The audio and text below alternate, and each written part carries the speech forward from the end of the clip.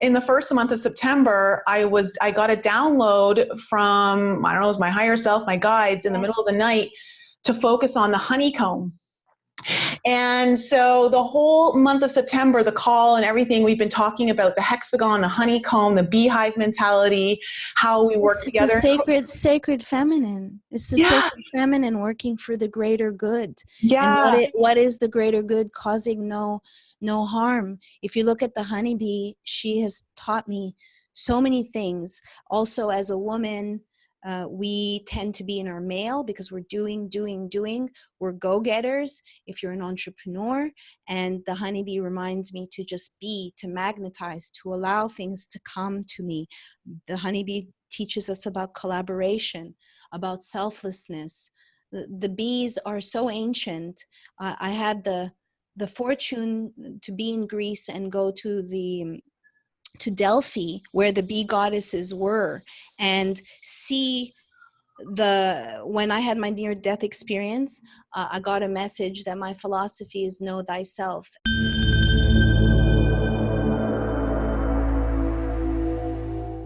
Hey everyone, welcome back to my channel. I am Nicole Frolic of Inflexible Me, and today I'm excited to bring to you a guest who's doing incredible investigative journalism right now. Her name is Maryam Henein, and she's an investigative journalist, entrepreneur, and producer of the award-winning documentary Vanishing of the Bees, which was narrated by Ellen Page.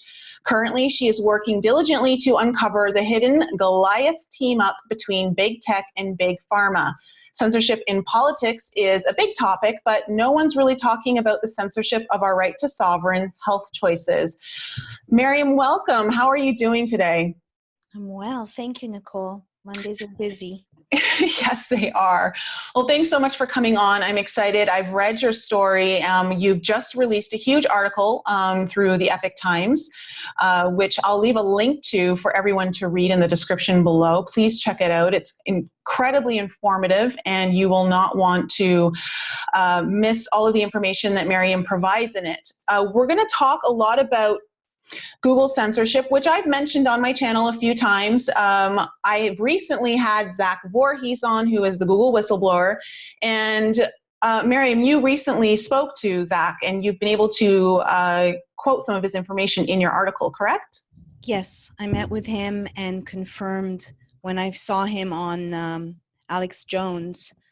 I was like, I need to reach out to this person and see if he can confirm a lot of the findings in regards specifically to health. Yeah, which he was able to do. Absolutely, and more. Yes. Yeah, so we're going to get into that. But before we do, you have such a great story, and I know my audience, they're spiritual in nature. They're going to really love how everything kind of unfolded for you. So do you want to just quickly take us through how things kind of started with you, maybe with your near-death experience that you experienced? Yeah, absolutely. So I'm originally from Montreal, Canada, and I had pretty much just arrived to LA. I was 29, and I stepped into a crosswalk in front of a metaphysical bookstore that's now defunct called Bodhi Tree, which I had read about when I had my spiritual awakening at age 13.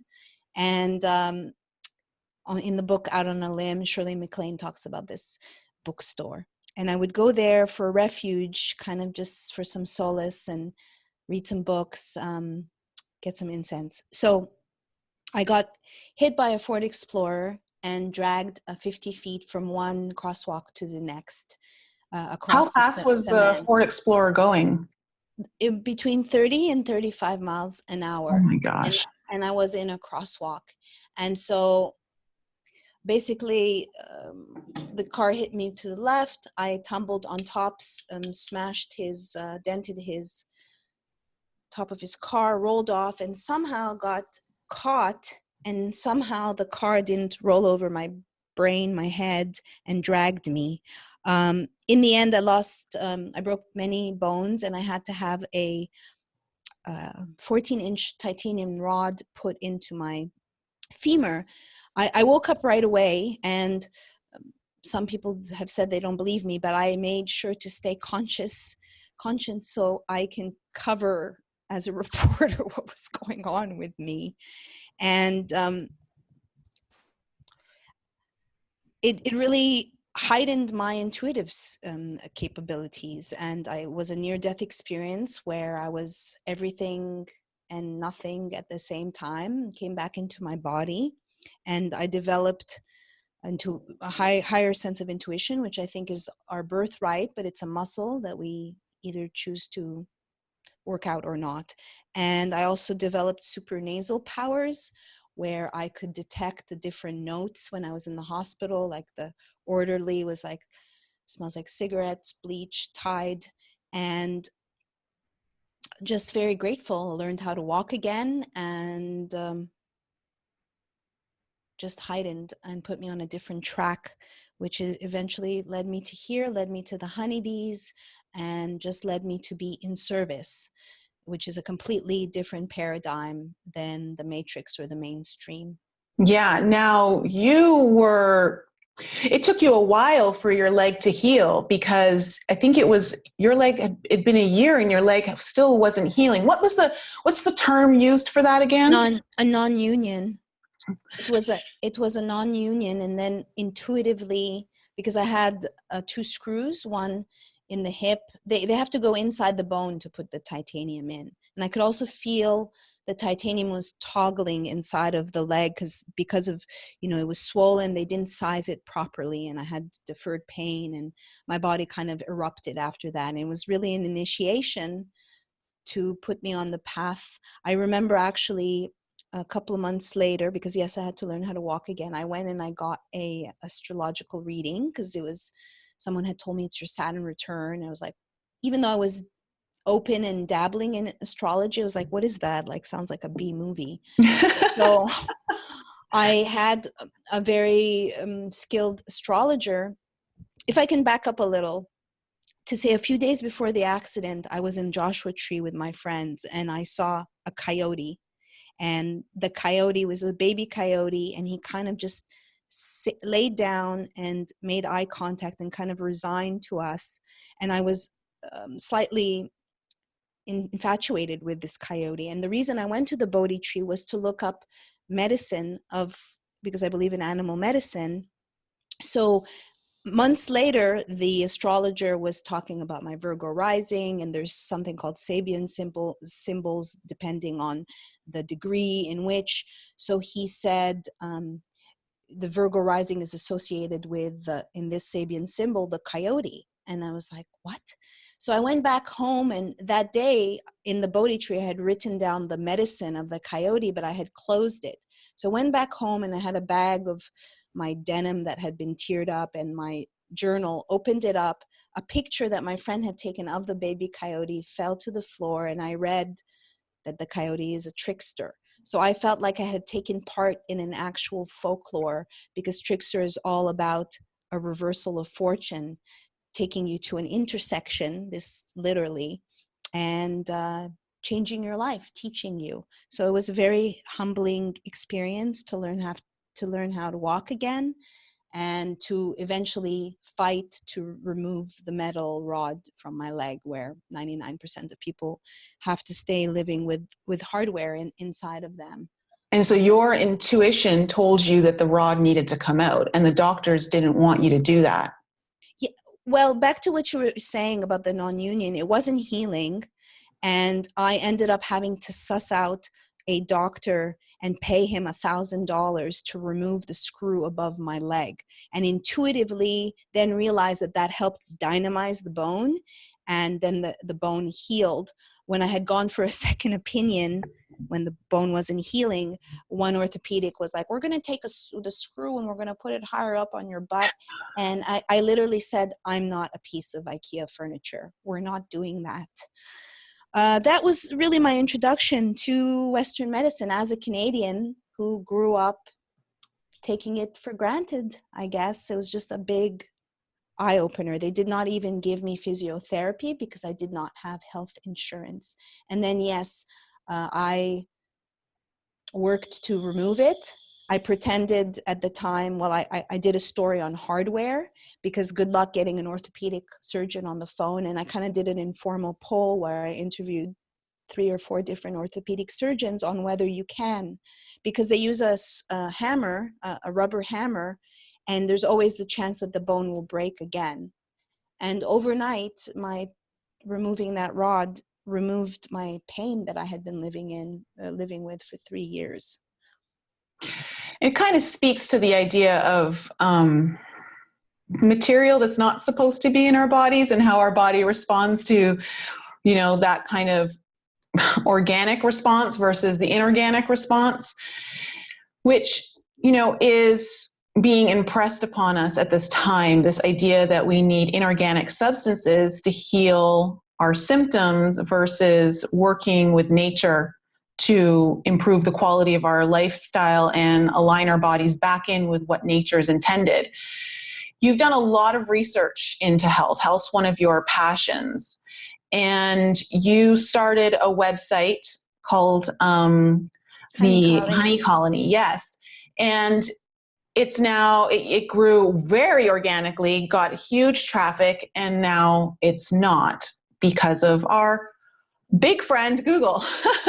Yes, and other big tech companies. I want to talk just a moment about what you said about, let's say, for instance, breast implants. There is something called biofilm, and a lot of chronic illnesses today don't take into consideration that the pathogens or the infections are hiding behind biofilm. So there was one woman, for instance, and there's many women where the body is like, this is foreign, and creating biofilm and causing illness. And then when they go to the regular doctor, the plastic surgeon is not acknowledging that this is not supposed to be in the body. The body is rejecting it or seeing it as foreign. That's one. As far as I've been studying nutrition, and specifically I'm in school now and have been studying functional medicine, which I think is the future, which really is looking at you as an individual. And so if you were a client, I would be looking at even antecedents, things that happened when you were in your mother's womb, whether your parents smoked, what issues whether you were vaginally born. I mean, it's so nuanced. And so I use my investigative skills and work with functional medicine practitioners to help people with chronic illness.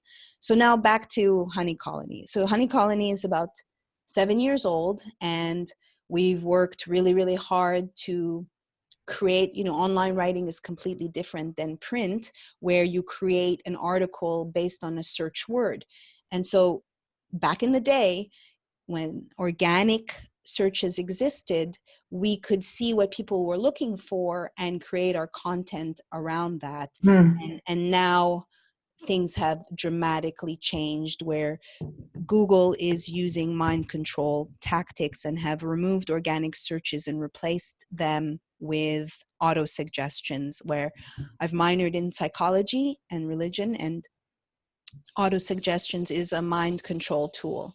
Very simple, very subtle, and works on the subconscious. Absolutely. I've talked a lot about mind programming on this channel and how to break a lot of the subconscious programming that we go through, because it's the subtle stuff that we're just unaware of. That's not, there's some blatant stuff out there, but it's the stuff that's been going on since we were young children too. And so this idea that Google would be using it on us is not lost. It's not lost on me, and I know it's not lost on a lot of my followers here.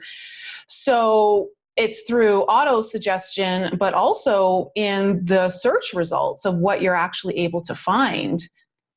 Because even myself, I was looking for something, and I just decided, I used Google, and then I remembered I just saw the response, and I'm like, I'm not getting anything that I'm wanting to look for. And so I went to Bing, and instantly I just had a treasure trove of information that came up that was not showing up in Google. And I just, I realized, okay, I took the Google search off my phone. I've put it in my tabs, the Bing in my tabs, so that on my desktop, so I just know, I'm never using Google again to search anything. Yeah, agreed.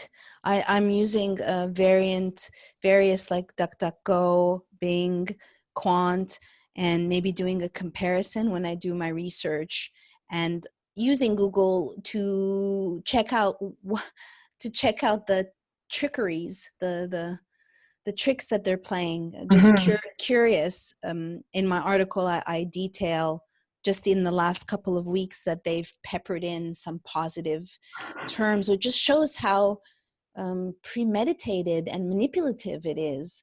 Let's give them a little bone, and but it's very much serving an agenda, because Google Yeah, is just a little now here for plausible deniability.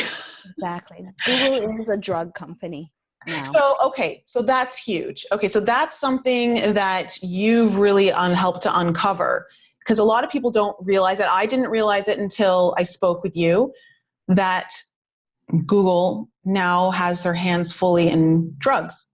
And this has been going on for a while. Yeah, since Alphabet, the parent company, took over. So there's all these subsidiaries, like Calico, Verily Life Sciences, and as I say in the story, Vaccitech. So their investment arm, the investment arm of Google, has invested in Vaccitech, which is out of Oxford, which is creating a one-size-fits-all vaccine. So vaccine safety has always been controversial, Mm-hmm. and there's always been the debate, but since in recent times it's become vitriolic, right? And we know that we're being pawns in a divide and conquer strategy. So when I came across that, I was like, oh, it makes sense now. Then I found out that it's the decade of vaccines. I didn't know that. Then I found out that the World Health Organization very specifically mentioned that anyone that's not vaccinating their children is posing a threat on a global level. And so then I realized that, and many have, that the direction that we're moving towards is mandatory vaccines. So in the future, if I visit Costa Rica, for instance, and I decide to come back, you want to come back to the States? Well, we're going to have to give you the flu vaccine. And that's when I say a big F you, because I believe in sovereignty, and you're not going to stick needles. And as you likely know, what's happening in California, they have very strict vaccination. So they first removed belief, and then they removed medical exemptions, and now they're going to be punishing the doctors themselves. They may lose their license. So where is the sovereignty? Where is freedom of speech? Where is freedom to do what I want with my body and to choose more natural ways if I want to? And I'm not throwing the baby out with the bathwater. That's not my area of expertise. I'm here to present the facts and let the people decide. Mm-hmm. Yeah, Yeah, I'm not a fan of vaccines. I've stated this on my podcast that I think around the age of 10 or so, or maybe it was 12, because we had the option of getting booster shots, where it was for 5 years or 10 years. And I was getting mine, and I looked at my mom and I said, why am I getting this? I'm not sick. And she's like, oh, because the doctor's saying. I'm like, Mom, this is my last one. I don't want one anymore. How old are you? I think I was 10. Wow. 10 or 12. And good so for you, sister. it was just something that I intuitively was feeling. And I just said, I don't want it anymore. And me personally, I don't believe in them. I wouldn't, I'll homeschool my kids if I have kids before I'll ever have to worry about that. But it's this idea of totalitarianism coming in under the guise of we're keeping you safe. Yeah. Yeah. It's such awful. BS. It's such BS. And, even like I've been dealing with mold toxicity, and mold is a neurotoxin, and it impairs the brain. It's very underestimated and very serious. And I was speaking with my father about going to an institute, for instance, because my brain is my best asset and I want to preserve it. And I can see that my memory has been impacted because my sleep has been impacted, my REM specifically, because I track my sleep with this Oura ring, and I'm a biohacker, and I'm about collecting data and using myself to learn. And my father came back and said, is he an MD? So the lab coat, the MD, it doesn't mean anything to me anymore, and it shouldn't mean anything to lots of people. I'm all about inspiring and educating people and empowering them to be their own best health advocate. Because if not, you go down another path of sick care, and you get on this treadmill, and they didn't acknowledge, for instance, that I had PTSD. I didn't realize it. My body kind of exploded. I wanted to write a kind of comedy. My nickname is Mimi, about Mimi's medical mishaps, because it was one thing after the other. And then ironically, after making the film, I was in the Dominican Republic at an environmental film festival and got sprayed by pesticides accidentally. They were fumigating, and then got diagnosed with lupus and fibromyalgia. And it took me a while to realize that it was chemical body burden. And when I told the doctor, the endocrinologist, I was there thinking that it was, maybe my thyroid, there was a blank stare, don't know what chemical body burden is, and just said, you have fibromyalgia. These are just labels. Here's some Cymbalta, which is an antidepressant. Here's some prednisone, and there's no cure, and your body's attacking itself, which is in itself, when you know that 96% are subconscious, to put that faulty belief into my head and millions of others people's heads. And so then I set out. It took 6 years for me to reverse. My anti-nuclear antibodies were off the charts, using an arsenal of natural remedies to heal, and just say, F you, Western medicine, I'm going to heal and get better. And if I can do it, then other people can, and I'm here to inspire them. So with Honey Colony, writing so many hundreds and hundreds of well-sourced articles, and now if you don't put honeycolony.com in the search, if you're using Google, it's not going to come up. Same thing with Self-Hacked, same thing with Green Med Info, same thing with a lot of these sites. Yeah, it works on Bing. That's good to know. Going back into your article, you mentioned that this has been going on since basically like 1910, since is it the Flexner report? Flexner report, yes. That was not written by a medical doctor. It was not written by a doctor, and there were deals made with the Rockefellers and with JP Morgan and the Carnegies. And recently there was a report where George Soros himself basically said that there's no money to be made in preventative medicine. So that's the whole crux of it. That's the whole incentive behind all of this since 1910. So we've witnessed historically over the years different people who are fighting to find cures for cancer. Cancer is an industry, or other other diseases, conditions. And as you may know, 80 plus doctors have all committed suicide. And that is not true, that they've all committed suicide. There's no real investigation. Many of them may have been driven to suicide, because if you imagine the FDA is rating them, they're losing their practice, they are losing all their money, they're going to go to jail, their whole life is turned around, and they can't do what their purpose is to help people. So this is not something new. This has been building up, but now that big tech is colluding and serving as a weapon to serve the hidden agenda to keep people sick. I said the other day, like, at one point are we going to have the courage to talk about a depopulation agenda? I've never been had a problem being the first one on the dance floor. When are we going to be able to say it without being told that we're conspiracy theorists or zealots, based on all the information that I've found? We are the bees slowly being poisoned. You know, there's an acute, you can have an acute incidence of poisons, but then there's the long, slow, accumulative exposure, whether, you know, it's just like when I ask them, well, do you eat gluten? And they're like, not much, but you're 50. You've been eating it for a long time, and it accumulates.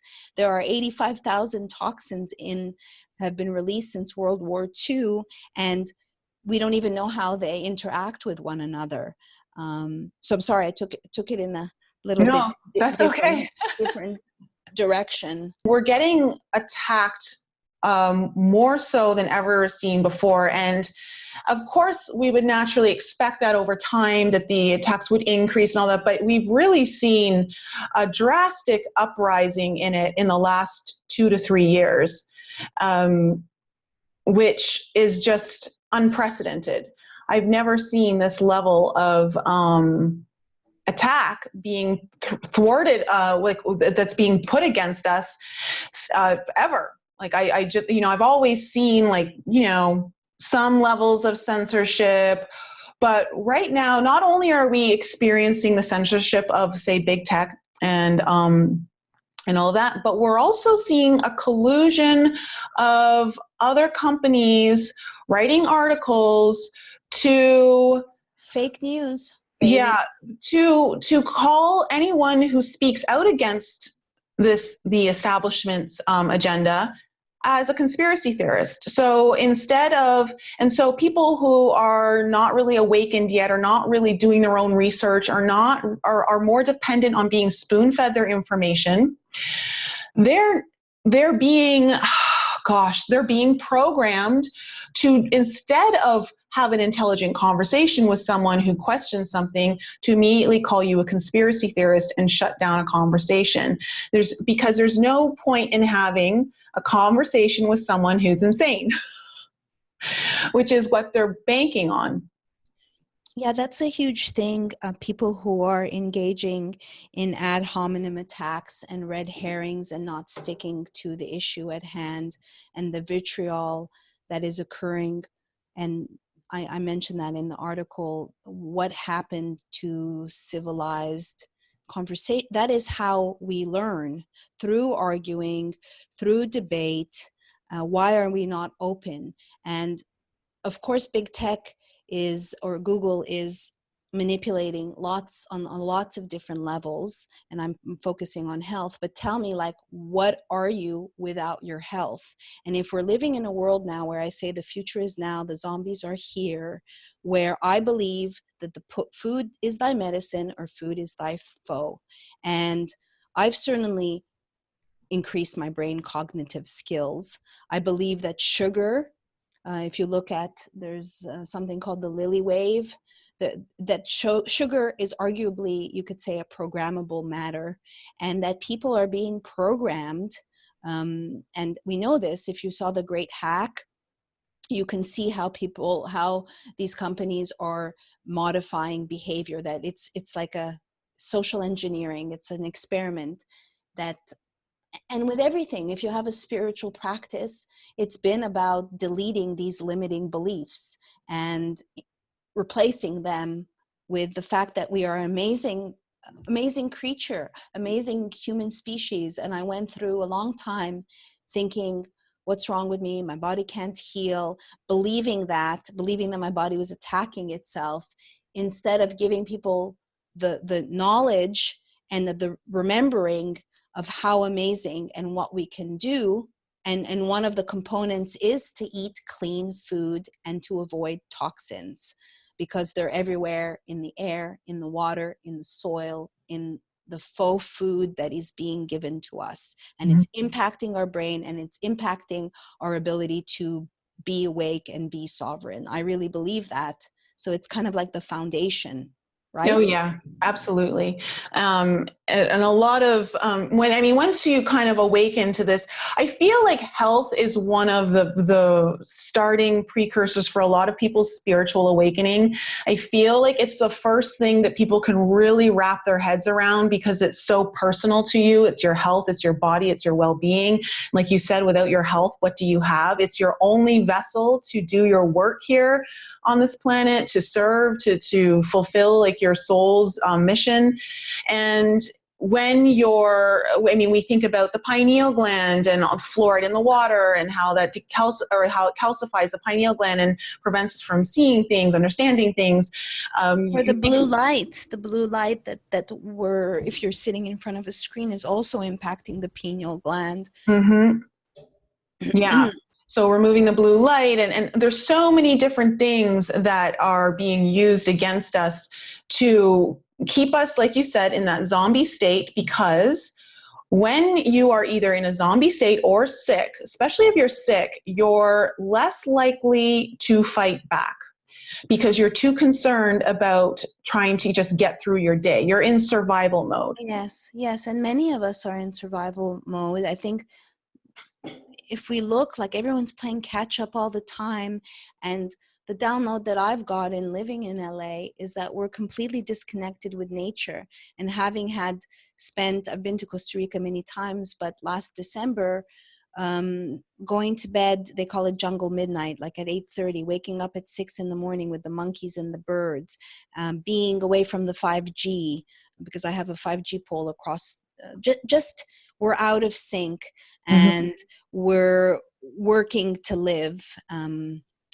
It's just, yes, it's exactly what you're saying. What you need, your health, and you're just going through what you can to make it through the day, as opposed to fighting back. There's so much information and misinformation. I want to talk about the fake news. Like, I'm just working on a story for Green Med Info. The editor-in-chief of Health Freedom News sent me an article,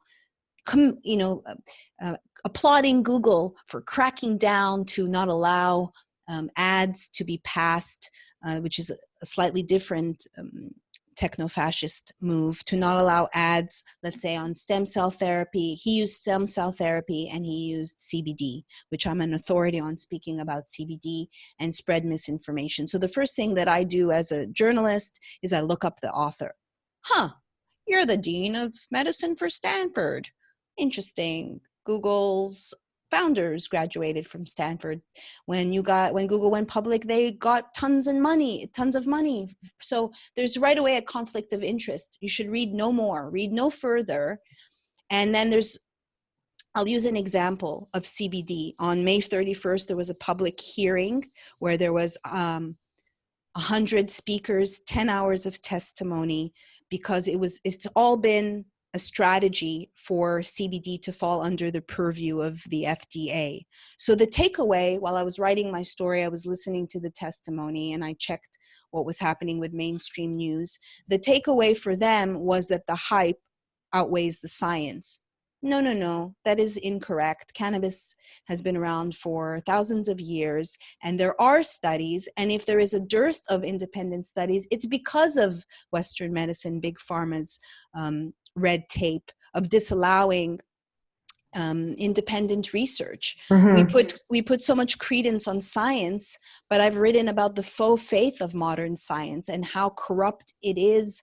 Just look at, in my movie, if you look at Bayer, which is now part of Monsanto. At the time, and still, the Environmental Protection Agency does not do any independent studies. They look to Bayer to do the studies. So it's the fox guarding the hen house. It doesn't make any sense.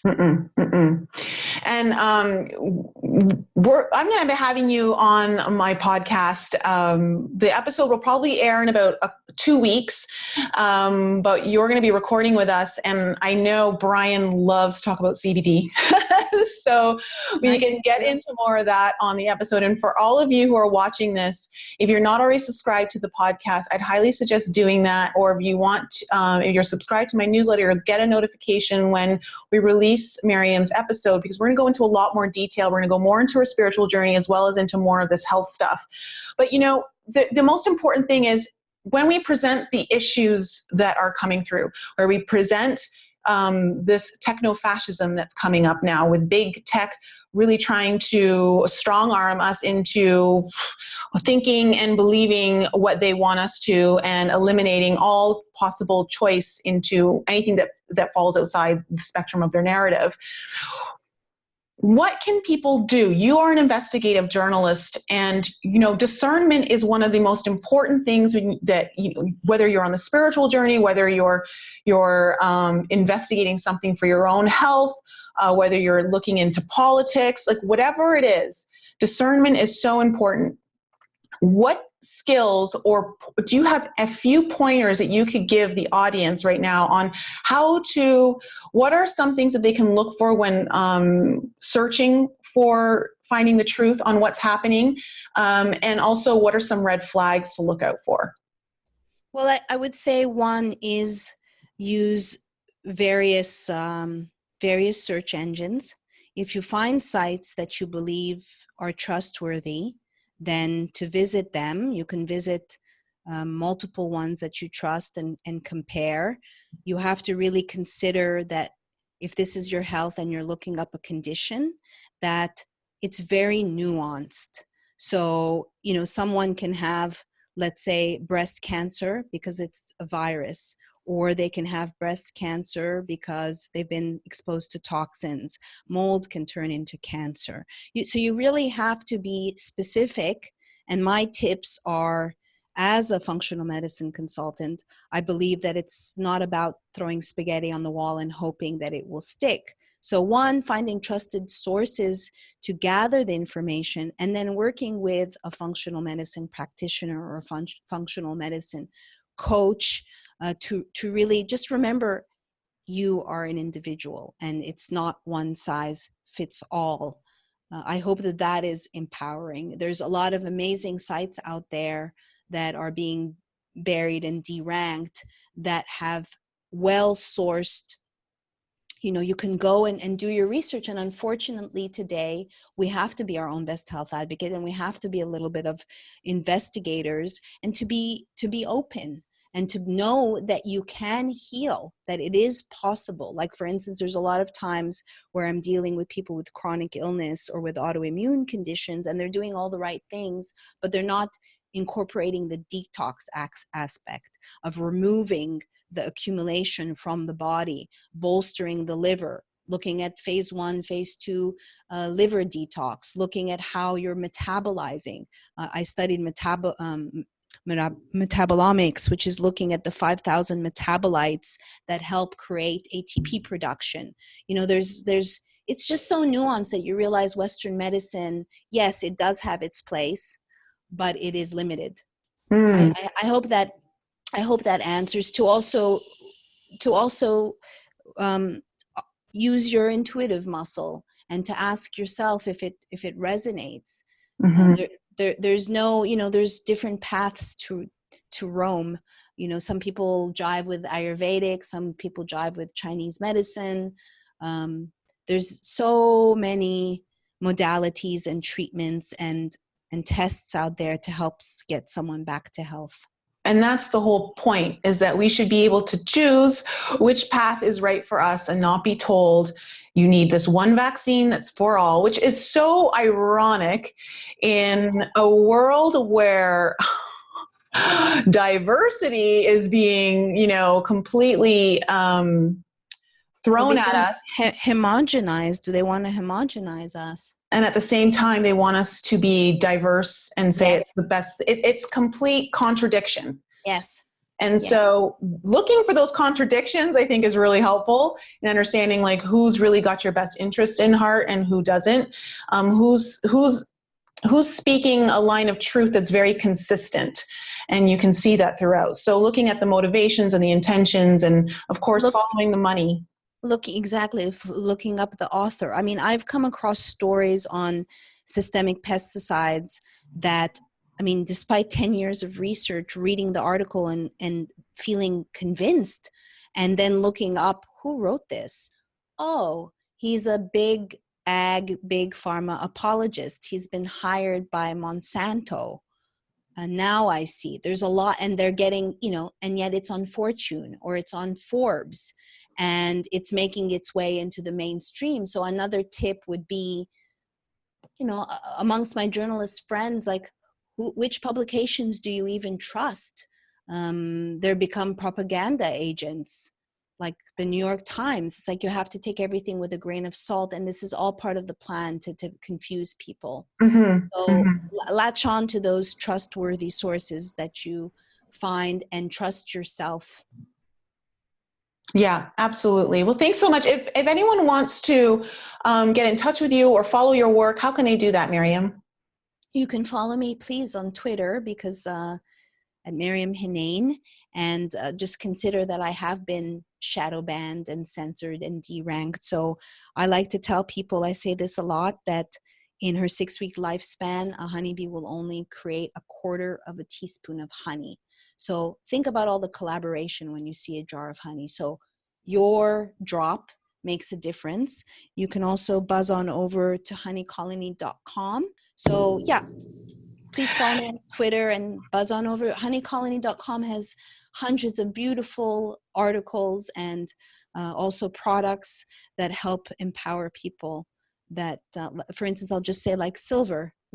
I have been off antibiotics for 8 years. To me, that's a miracle. I used to get urinary tract infections multiple times a year.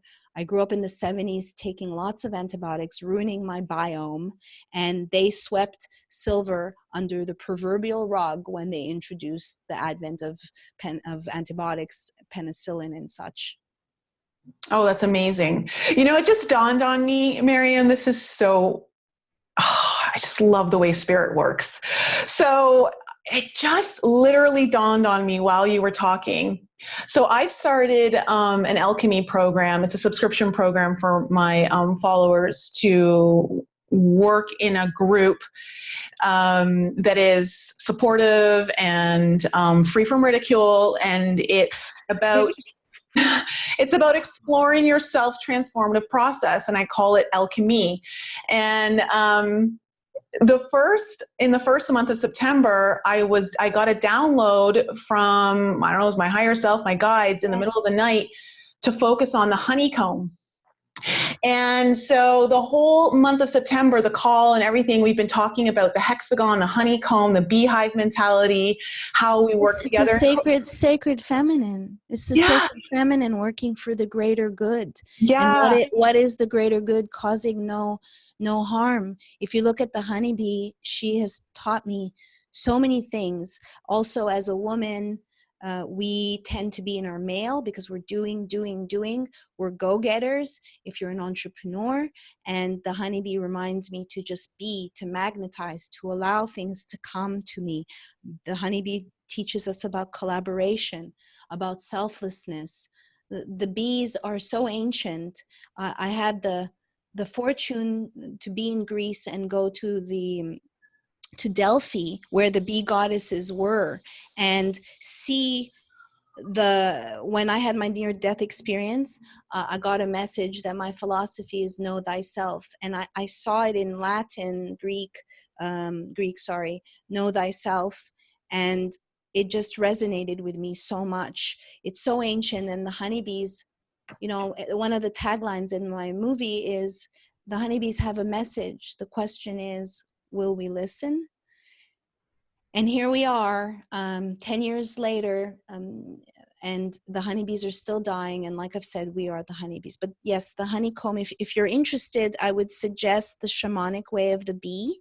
It's in my movie, I went to interview Simon Buxton, who is the shaman, and there's a whole path of pollen, which is magical, looking at it's just a magical path of pollen, honoring the queen. And just to know the queen, she's the queen, but she spends her life in darkness.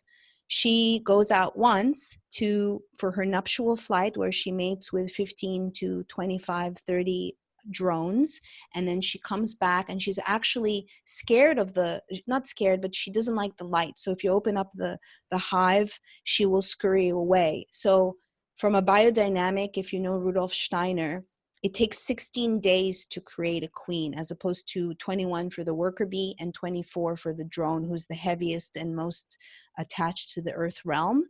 But the queen, it's interesting that she's the closest to the sun energy and high, but yet she lives her life in darkness. Anyways, I can go on forever about the bees, but I find that fortuitous that's the theme for September. Yeah. It was just so cool. Because you mentioned in when I was reading some of your articles that, you know, and you said you were washing the dishes and the honeybee just kind of came tapping at the window, and I feel like when you reached out to me, it was kind of like you were my honeybee. Just feel like Oh, thank you, Nicole. tapping at the Thank you. window. You know, Yeah. before I interviewed today, and it's happened many times, I just had one bee come through the door, do a little bee blessing, just circle around me and leave. And it's like all throughout the making of the film, and since, I've had all these magical moments. Like, I tell people that a honeybee gave up her life to lead me to Ellen Page. And that's a beautiful story. I could say it now, or I could save it for later. But the bees are magic. Yeah, I definitely would love for you to go into that. We'll do it on the podcast. Okay. Save that for the podcast. And so everyone, please check out the podcast. It'll be out in about 2 weeks from now when I release this. And please follow Maryam on Twitter and help her spread the work that she's doing. Like she's saying, we're all a collective and we need to kind of come together. If we're going to truly be the David who takes out the Goliath, we need to do this through collaborative efforts and take all of our little teaspoons of honey and put them into something that's going to make a strong difference and last eternally. So thanks so much, Maryam, for being on the channel. And I look forward to having you on Enlighten Up soon. Thank you. Thank you so much.